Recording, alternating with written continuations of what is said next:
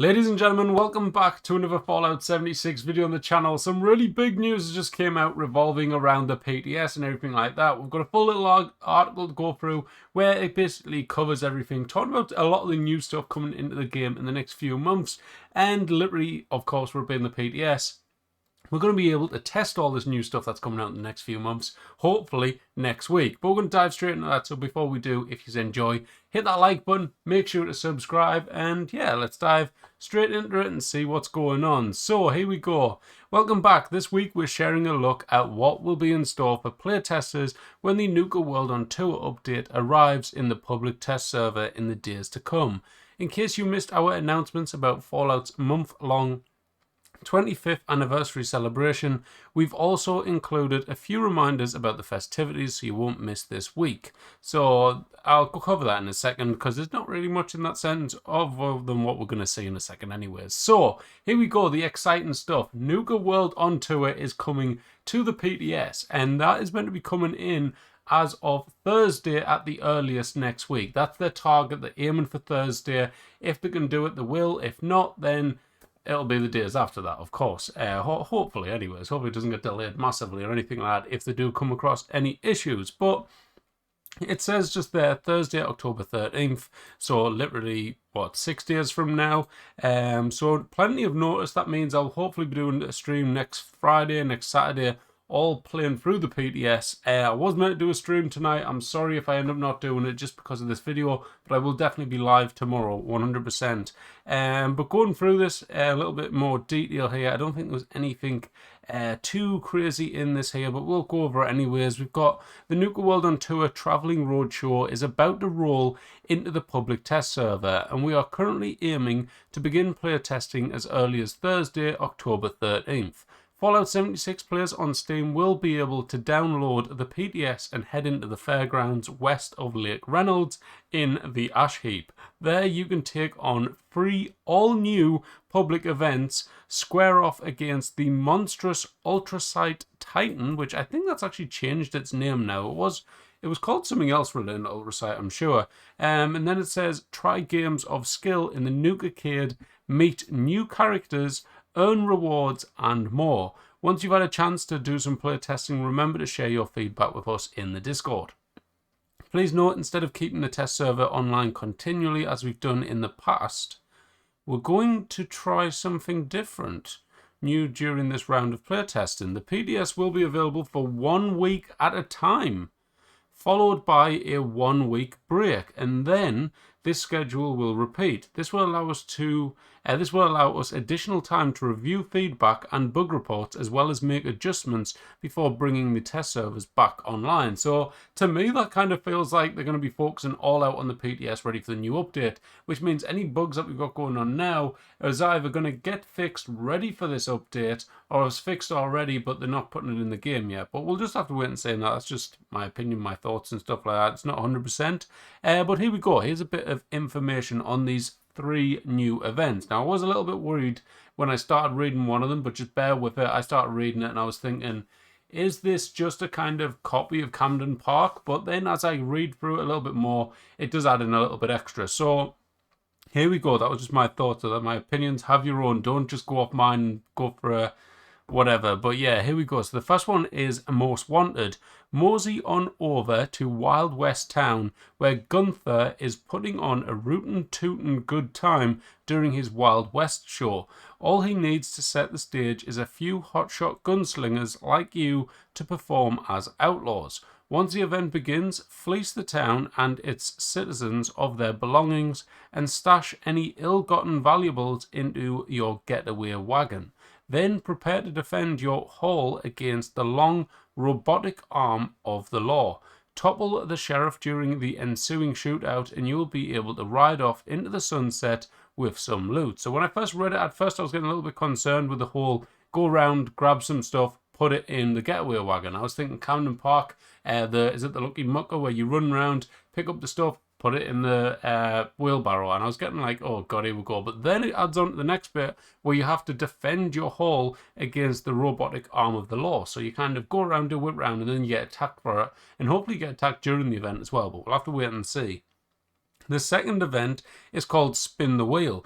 Join Bottle and Cappy in the big top tent to become a contestant during the Spin the Wheel game show, where anything is possible. The rules are simple. Press the button to spin the giant wheel inside the big top tent and then take on any challenge it selects. Defend our beloved mascots from unique combinations of enemy creatures. This bit there, the unique combinations of enemy creatures, kind of reminds me of Daily Ops, where you get like the different variants each and every day. So maybe they're throwing that now into an event rather than just Daily Ops. So that's kind of cool how they're doing that.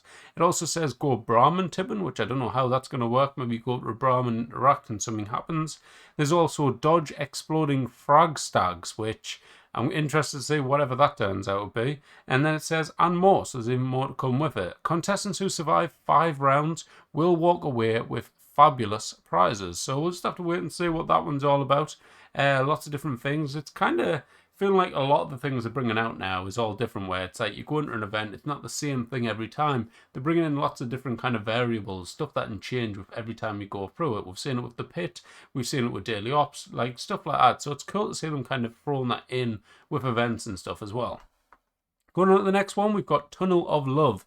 This romantic ride is the perfect attraction for love-struck couples who are looking for a little quality time together amid the flurry of lights and sounds at the carnival. At least it will be, once it's ready. Mr. Lovely just needs a few helping hands to make repairs and finish decorating the Tunnel of Love before it can whisk swooning sweethearts into a land of enchantment. Don't worry, trekking into the depths of a mine shaft to hang some heart-shaped decor should be a safe and speedy venture for a sturdy explorer such as yourself.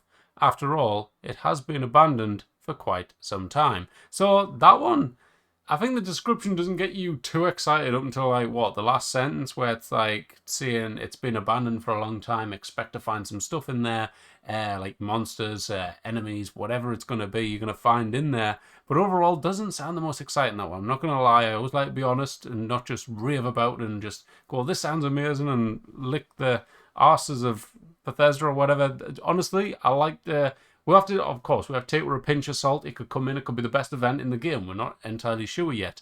But other than, I don't know, just the rest of it, it's like, oh yeah, go in, put some hearts up and stuff like that. It doesn't exactly sound like the most thrilling of stuff for me, personally. It might be for you, but for me, not so much. But I do like the idea of going into this abandoned mine and maybe finding some tough enemies to find or whatever it is that ends up being.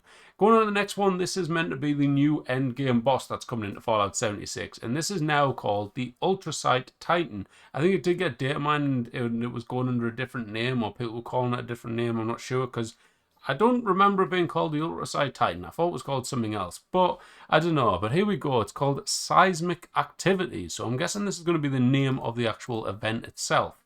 And it says, Pete has been hard at work trying to repair the air filters throughout the carnival, but the parts he needs are scattered deep within the earth in an abandoned mineshaft. He's also convinced that a massive creature has made its home down there. Pete is hoping that some keen dwellers can investigate and then launch an attack that's powerful enough to blast the fiend to smithereens from afar. However, those who undertake this dangerous task should keep in mind that if the monster survives, then a direct confrontation with the beast will be unavoidable. So this is another weird one. So we're going to be in a mine shaft yet again, like we were with Earl and stuff like that, which makes me straight away think, right, it's an instant location. You can only have so many people in there. In Earl, you can only have, like, was it 8 people, I think it is? And it creates multiple instances of that boss fight. Whereas this kind of sounds somewhat similar as well. You're in a mine shaft, which most likely will be instance, and then on top of that, as it being the instance, you will have a limit on the players and stuff. But it sounds quite cool.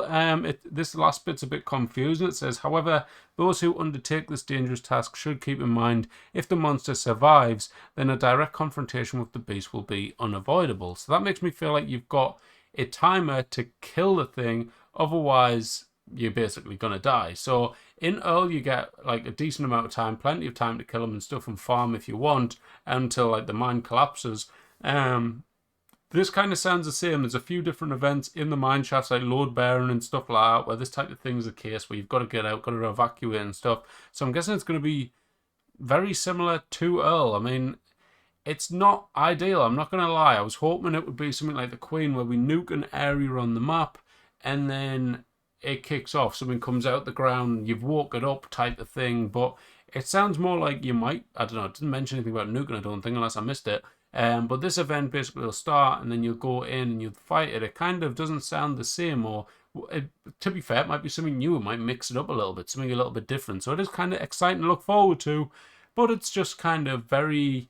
We've got to kind of hold fire on everything because we've got to wait and see how it looks when it comes into the game. But we'll be checking that out in the live streams next week. But yeah, lots to look forward to either way. Awesome picture here as well. This is a picture of the actual Nuka arcade called Cappy's Nuka Cade. But it looks really cool now. This is another cool feature that's coming in called grab a fistful of caps and head to the Nuka Cade to try your hand at carnival games that are sure to be fun for the whole family. It's got all your favourites like the Bandit Roundup, Nuka Zapper Race and Whack-A-Commie.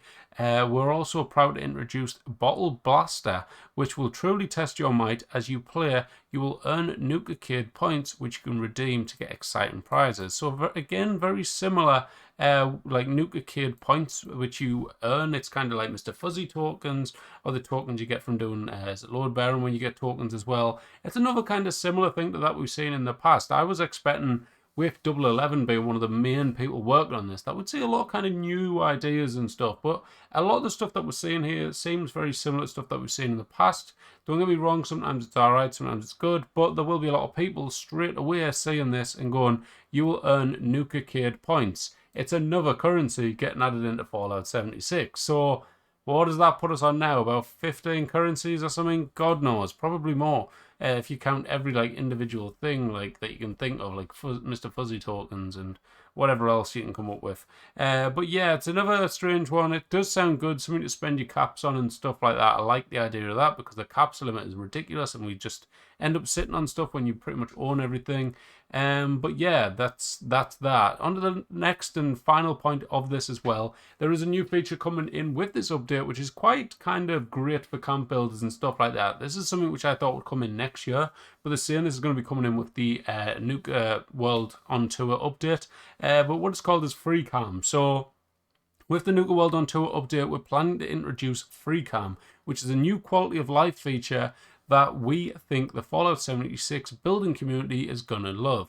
When you enter build mode in your camp and at workshops, you will be able to separate the game camera from your character, move the camera around the camp, or even fly through existing objects to build from just about any angle your heart desires, without the need to walk your character to that location. So you may get this as well. You're building a building and you're trying to put the roof piece on or something. You're then going to jump on the roof. Sometimes the like it's too high and you've got to go build something else to jump on top of that to then jump onto your roof.